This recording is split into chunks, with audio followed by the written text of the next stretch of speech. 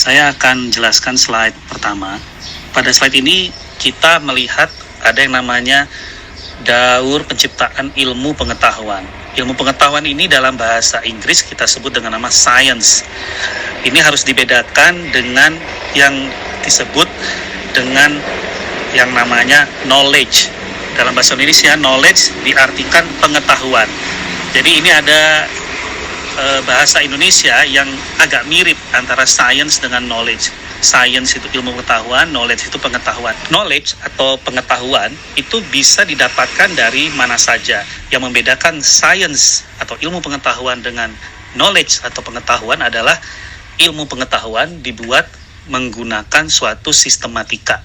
Sistematika tersebut dapat dirangkum seperti yang terlihat pada slide daur penciptaan ilmu pengetahuan. Pada slide tersebut telah saya berikan urutan, ya.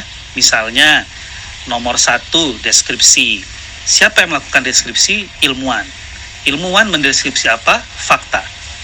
Berdasarkan deskripsi tersebut, ilmuwan mencoba melihat apakah deskripsi terhadap fakta itu sudah ada atau bagaimana posisinya di dalam sains yang sudah ada saat ini, atau kita sebut dengan nama proses verifikasi, ya, nomor 2. Verifikasinya kemana? Ke pustaka ilmiah. Dengan cara apa dia memverifikasi? Dia membaca dan melihat apakah yang dia deskripsikan atau dia lihat itu sudah ada sebelumnya. Lalu setelah dia memverifikasi dan ternyata tidak tercantum dalam pustaka ilmiah, dengan kemampuan dia mencari sejauh mungkin dan sebesar mungkin sepanjang energi atau kemampuan dia, maka dia dapat menyatakan bahwa apa yang dia deskripsikan terhadap fakta tersebut adalah merupakan gagasan baru, ya, nomor 3. Nah, gagasan baru inilah yang kemudian dia tes dengan suatu eksperimen, ya, nomor 4. Eksperimen ini bisa menggunakan model, lalu akan menghasilkan bisa data atau suatu prediksi. Dengan adanya data atau prediksi ini timbullah yang namanya penjelasan, ya, penjelasan atau hasil penelitian dan kesimpulannya. Nah, ketika ini didapatkan, maka yang tahu hanyalah si peneliti tersebut. Bisa dikatakan hasil ini belum menjadi wilayah atau konsumsi daripada masyarakat, padahal penelitian harus dimanfaatkan. Oleh sebab itu ada suatu proses nomor 6 yang disebut dengan nama publikasi. Maka kalangan peneliti atau yang kita sebut dengan nama masyarakat ilmiah akan melakukan proses yang disebut dengan nama peer review atau telaah sejawat. Biasanya peer review atau telaah sejawat ini dilakukan oleh yang disebut dengan nama editor jurnal. Dilakukan oleh jurnal tempat si penulis mensubmit atau memasukkan naskah, ya, terhadap penjelasan yang tadi dia temukan. Editor di suatu jurnal tentu saja tidak mengerti semua hal dalam bidang tersebut. Oleh sebab itu, biasanya editor jurnal akan meminta masukan dari 2 orang minimal, ya, peneliti di bidang yang sama dengan si penulis atau si peneliti. Kita sebut si orang ini dengan nama reviewer atau penelaah. Jika sudah dianggap layak untuk dipublikasikan oleh reviewer dan oleh editor, maka muncullah artikel tersebut, ya, di jurnal yang tadi melakukan proses peer review atau telaah sejawat. Ketika sudah publish inilah, ya, maka si artikel tersebut sudah menjadi bagian dari pustaka ilmiah. Dan karena sudah menjadi bagian dari pustaka ilmiah, maka ilmuwan lain atau ilmuwan itu sendiri yang tadi melakukan penelitian dapat kembali melakukan proses seperti dari awal, ya, kembali melihat fakta, mendeskripsikan fakta dan memverifikasi ke pustaka ilmiah, ya. Jurnal ilmiah atau scientific journal itu adalah suatu media untuk mempublikasikan hasil-hasil penelitian di bidang sains, ya, scientific. Namun proses dari peer review ini biasanya sangat lama, ya.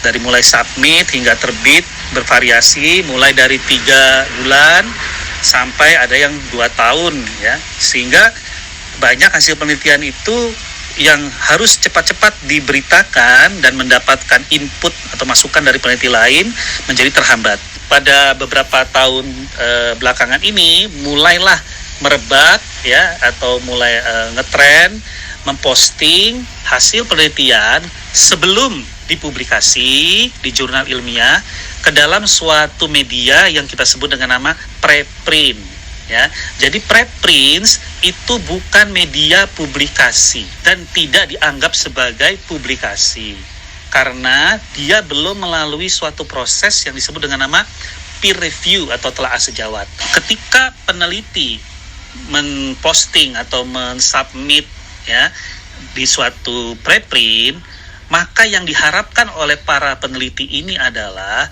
masukan ya dari para peneliti lain atau dari para pembaca, bagaimana hasil penelitian yang dia posting tersebut. Input-input ini akan sangat bermanfaat bagi para peneliti yang memposting preprint tersebut untuk memperbaiki penelitiannya ya sebelum dipublikasi.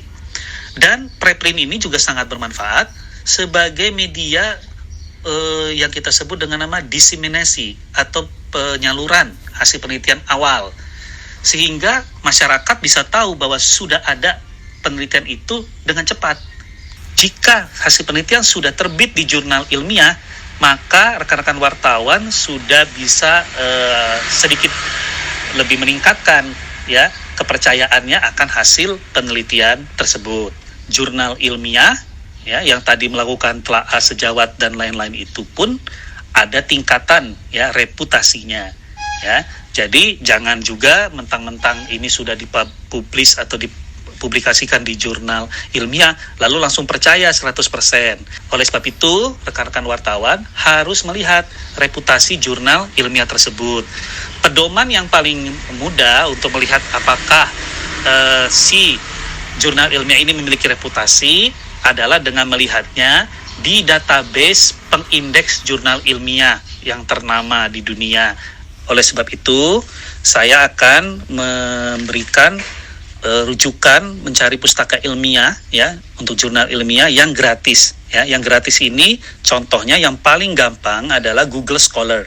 Seperti dilihat pada slide itu ada halamannya, tinggal ketik aja scholar.google.com ya. Lalu akan muncul Google Scholar. Ketika kita ketik misalnya nama saya ya, nama saya di Google Scholar Berry Juliandi, maka rekan-rekan wartawan bisa melihat di atas itu ada user profile for Berry Juliandi, apa saja buku yang sudah dihasilkan, apa saja paten ya dan lain-lain. Jadi bukan hanya artikel jurnal, tapi semua hal yang dianggap scientific oleh Google. Lalu di bagian bawah akan muncul artikel-artikel ilmiahnya ya yang ditulis oleh saya. Dan kalau diklik satu-satu artikel tersebut akan muncul halaman bahkan PDF daripada artikel tersebut jika gratis. Pada halaman yang sama itu pun akan terlihat ada tulisan cited by ya, cited by. Artinya sudah disitasi berapa kali ya. Kalau dilihat di situ ada artikel saya yang treatment of a mouse model, itu citednya by 202. Jadi sudah disitasi 202 kali.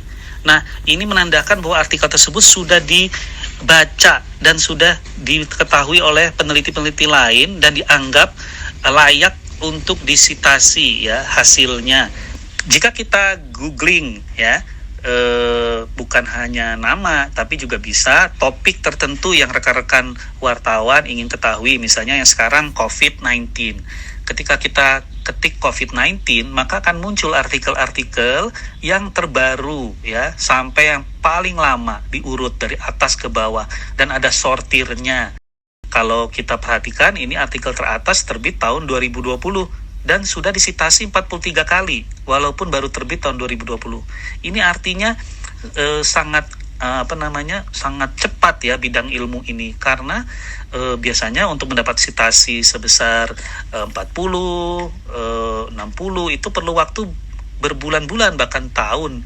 Pemerintah Indonesia melalui Kemenristek-Dikti dulu atau sekarang Kemenristek-Brin ya, itu juga mengembangkan ya database untuk pencarian berbagai hal, mulai dari penulis, mulai dari jurnal, mulai dari institusi dan lain-lain. Bisa dilihat pada tab di atas ya. Ini ada di website yang disebut dengan nama sinta.ristekbrin.go.id. Itu rekan-rekan bisa eksplorasi ya, macam-macam, banyak sekali ya. Bisa dari author dan lain-lain. Dan jurnal-jurnal ini kebanyakan jurnal di Indonesia ya. Jadi ini semua gratis pemakaiannya. Namun sekali lagi, ketika mengakses artikel, nah bisa jadi artikel tersebut berbayar ya. Tapi sekarang juga banyak yang free. Nah, untungnya di Indonesia kebanyakan sources yang ada di Sinta ini adalah artikel-artikel yang semuanya free, database yang berbayar, ya, yang berbayar dan sangat diakui kerapihan daripada metadatanya adalah Scopus.com, ya, Scopus.com. Rekan-rekan bisa memakai ini untuk melihat artikel ilmiah yang memiliki kemungkinan atau peluang reputasinya sudah bagus ya, dengan cara mengklik sources ya, sources. Nah, ketika sudah diklik sources, maka akan muncul halaman pencari untuk nama jurnal ilmiah ya, dari jurnal ilmiah yang dianggap bereputasi oleh Scopus. Semuanya dapat digunakan secara gratis untuk preview ya. Jadi untuk author search itu teman-teman bisa lihat 10 artikel terakhir yang dipublish oleh si author tersebut. Pada slide selanjutnya saya ingin menunjukkan suatu portal atau database jurnal ilmiah yang terkait dengan kesehatan. Ini menjadi rujukan hampir semua peneliti kesehatan di dunia ya. Jika artikel ilmiah itu berada pada portal ini, maka dianggap artikel tersebut sudah bereputasi ya. Namanya adalah PubMed ya. PubMed ini dikelola oleh NCBI ya di USA.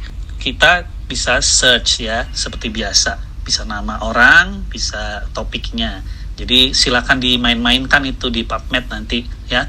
Ini semua terkait berhubungan dengan kesehatan atau biologi atau lab sciences ya, yang terkait sangat banyak dengan COVID-19.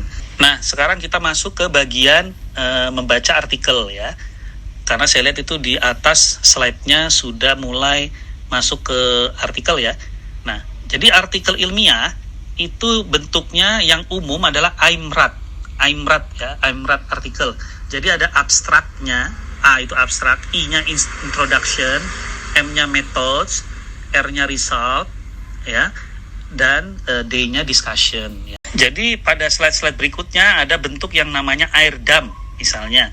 Pada bentuk air dam ini, bagian material methods ditaruh terakhir. Kenapa? Karena biasanya material metodenya itu panjang-panjang dan sangat detail ya, sehingga kadang-kadang disingkat dan dimasukkan ke yang kita sebut dengan nama supplemental ya, supplemental material methods ya. Beberapa bahkan material metodenya itu sangat sedikit diringkas ya, untuk tadi dipindahkan ke bagian lain yang kita sebut tadi dengan supplemental. Nah, ini biasanya untuk paper-paper yang banyak melibatkan pekerjaan-pekerjaan molekuler. Pada slide selanjutnya ini adalah artikel yang bentuknya IMRAT kali C ya. Ini karena di beberapa bidang ada berbagai subtopik yang diteliti dan masing-masing subtopik dibuat discussion-nya, lalu diambil kesimpulan umum atas topik payung dari penelitian itu. Namun ada juga ya untuk bidang-bidang theoretical, modeling ya, computing atau argument paper bentuknya AIBC. Jadi tidak ada material method, langsung introduction, langsung apa yang mau disampaikan. Nah, ini juga boleh. Karena apa? Karena material metodenya itu kalau ditulis pun tidak ada tidak make sense ya. Misalnya di bidang teoritis. Nah, yang perlu kita cermati di awal untuk artikel ilmiah itu result ya. Bagian paling penting dari suatu artikel ilmiah itu result ya. Disinilah author akan mencoba mengatakan ya, apa sih result yang saya kemukakan ini ya, artinya, lalu bagaimana konteksnya dari result ini di dunia ilmu pengetahuan saat ini. Apakah sudah ada, apakah belum, apakah bersetuju dengan yang lain atau kontra dengan hasil yang lain. Dan dia akan menulis siapa yang perlu tahu ini ya, karena dia akan submit ke jurnal yang memang dianggap audiensnya cocok dengan paper tersebut. Ketika kita sudah melihat result, adalah material method. Karena result itu tergantung dari material methods-nya ya. Kita bisa melihat reputasi dari suatu penelitian, hasilnya itu dari material method. Jadi ketika ada hasil misalnya real time PCR ya, karena sekarang di COVID ini kan yang paling gold standarnya adalah real time PCR. Kita bisa lihat di material method, real time PCR-nya itu pakai mesin apa ya? Misalnya apakah StrataGene, apakah dari ABI, bagaimana dengan regensianya? Regensianya itu beli di mana? Merek apa? Nah, itu disebutkan di material method. Jadi peneliti-peneliti sejawat ya yang juga mengerjakan real time PCR itu bisa tahu, oh ternyata hasil ini pakai alat dan bahan yang bagus. Setelah kita melihat material method, maka kita bisa melihat ke introduction ya. Introduction ini akan menjelaskan secara umum ya. Pertama akan secara umum, kalimat-kalimat awal itu akan secara umum dulu. Umum mengenai bidang ilmu tersebut. Jadi misalnya mengenai virus atau penyakit COVID-19 gitu. Lalu artikel itu biasanya langsung di introduction membicarakan apa-apa yang sudah diketahui ya tentang virus atau tentang COVID-19. Baru kemudian ketiga, si artikel itu akan mengatakan, tapi walaupun banyak orang sudah tahu, ada sesuatu loh yang saya akan laporkan dan hanya kami yang tahu gitu. Jadi itu statement nomor 3 ya. Jadi dia menukik, mengatakan bahwa ada sesuatu yang orang nggak tahu. Itu yang disebut dengan nama gap ya. Nah itulah yang akan dilaporkan oleh si peneliti pada artikel itu. Nah disitulah lalu dilanjutkan dengan kalimat yang berupa objektif atau tujuan dari penelitian biasanya. Jadi nomor 1 sampai nomor 4 ini wajib ada. Nomor 5, nomor 6 ini optional. Selanjutnya adalah discussion. Di discussion ini teman-teman bisa melihat ya, ada berbagai hal yang bisa dibahas oleh penulis seperti tertulis ya. Dan ini bisa memperkaya pemahaman kita tentang hal yang dilaporkan ya, bagaimana misalnya konteks dari penelitian tersebut ya, apakah baru, apakah lama, bagaimana limitationnya ya atau keterbatasannya, mungkin jumlah sampel kurang, dia akan katakan misalnya ini perlu dicermati lagi, lalu bagaimana kita harus menilai data yang dihasilkan, lalu bagaimana kemungkinan implikasinya dan penjelasannya, dan bagaimana rekomendasi mereka. Yang terakhir baru kita melihat abstrak ya, untuk ngecek apakah benar apa yang kita pikirkan dari setelah membaca tersebut. Jadi jangan rekan-rekan malah terbalik ya, membaca abstrak duluan ya. Membaca abstrak duluan itu akan membuat kita menjadi malas ya untuk mengecek ke dalam. Biasanya begitu, karena merasa bahwa di abstrak saja sudah cukup nih, karena sudah tahu saya. Padahal banyak info-info yang lain yang penting ada di dalam. Jadi kalau saran saya seperti tadi diurut, abstrak ini justru terakhir untuk kembali mereview kira-kira apa sudah benar nih yang kami pahami setelah membaca.